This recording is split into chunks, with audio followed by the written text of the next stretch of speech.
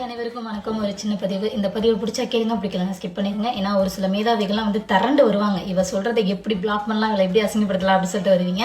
ஏன் அப்படின்னா அதாவது என்ன சொல்றதுன்னா, நீ எல்லாம் வந்து வீடியோ போட்டு நான் கேட்கணுமா, நீ எல்லாம் பதிவு சொல்லணுமா, நீ எல்லாம் உன்னையெல்லாம் யாரு சொல்ல சொன்னா அப்படின்னு சொல்லிட்டு வந்து பயங்கரமா கொஸ்டின்லாம் கேட்பீங்க. அவ்வளவு கஷ்டப்பட்டு ஏன் கமெண்ட் பண்ணிட்டு பிடிக்கலன்னா ஸ்கிப் பண்ணிட்டு போனா உங்களுக்கு வேலை மிச்சம், எனக்கு வேலை மிச்சம்ல. எனிவே இப்போ என்ன அப்படின்னா, ஊராம்பிள்ளையை ஊட்டி வளர்த்தா தாம்புள்ள தானா வளரும் அப்படின்னு சொல்லிட்டு அப்பெல்லாம் பெரியவங்க சொல்லுவாங்க. ஏன் இப்போ நிறைய பேர் சொல்றாங்க. பட் இந்த வேர்டை அந்த டைம்ல 90s கிட்டலாம் அதிகமா கேட்டிருப்போம்.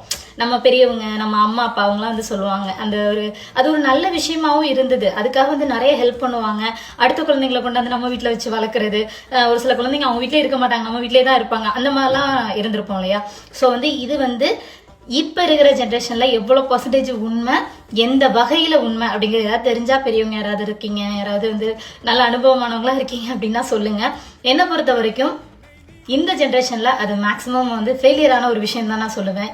அதாவது தாம்புள்ளே கஷ்டப்பட்டு வளர்த்தாலுமே அது வந்துட்டு உருப்படாம தான் போயிட்டு இருக்கு. அந்த மாதிரி கரிகாலமா ஆயிடுச்சு. இது என்னதான் வந்து ஊட்டி ஊட்டி வளர்த்தாலும், என்னத்தை சொல்லி வளர்த்தாலும் வந்துட்டு பாத்தீங்க அப்படின்னா நிறைய பேர் கெட்டு போயிடுறாங்க அந்த 2K கிட்ஸ். பட் எல்லாருமே நான் சொல்ல வரல, ஒரு சிலர். அதாவது என்ன சொல்றதுன்னா, ஒரு 50% வச்சுக்கோங்களேன். 50% வந்து பாத்தீங்கன்னா தன்னையும் பார்த்துக்கிட்டு தன்னோட குடும்பத்தையும் பார்த்துக்கிட்டு இருக்காங்க. என்னன்னா அதுக்கு மெயின் காரணம் வந்து நிறைய காரணங்கள் சொல்லலாம். அதுக்கு மெயின் காரணம் வந்துட்டு லவ். லவ் இல்ல, லவ்.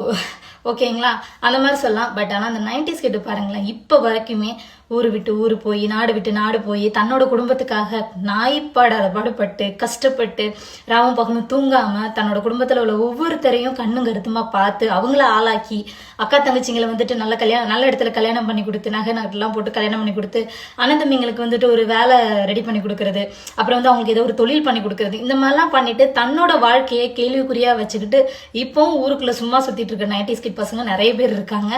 அதை கம்பேர் பண்ணும்போது 2K கிட்ஸ் வந்து பாத்தீங்க அப்படின்னா ரொம்ப கம்மி தான் பொறுப்பா இருக்கிறவங்கன்னு சொல்ல போனா. பட் நான் எல்லாரையும் சொல்ல வரல, ஒரு சிலரை மட்டும் தான் சொல்ல வரேன். ஸோ வந்துட்டு என்னைக்குமே வந்துட்டு பாத்தீங்க அப்படின்னா ஊராம்பிள்ளைய வளர்க்கணும், அந்த மாதிரி மைண்ட் செட்ல இருக்கிறவங்களாம் வந்து தூக்கி ஓரமா விட்டுருங்க. நல்லா சம்பாதிக்க வைங்க, நீங்களும் நல்லா சம்பாதிங்க. அதே அளவுக்கு வந்துட்டு குழந்தைங்களுக்கு வந்துட்டு நம்ம என்ன கஷ்டப்படுறோமோ அதையும் நம்ம சொன்னோம் அப்படின்னா பெஸ்ட்ன்னு தான் நான் சொல்லுவேன். இது வந்து எனக்கு அட்வைஸா சொல்ல பிடிக்கல. ஒரு எப்படி சொல்றேன்னா, நல்ல திமிரா வளர்த்து விடணுங்க. எது வந்தாலும் ஃபேஸ் பண்ற அளவுக்கு அந்த திமிரையும் தைரியத்தையும் வளர்த்து விட்டாலே போகும், ஆட்டோமேட்டிக்கா குழந்தைங்க வந்துருவாங்க. ஏன்னா நம்ம என்னதான் வளர்ந்து வந்தாலும், நான்லாம் ஒரு ஸ்டேஜ்ல வந்து பாத்தீங்கன்னா பணத்துக்கு ஆகாத மக்குமட்டமா இருந்தேன்.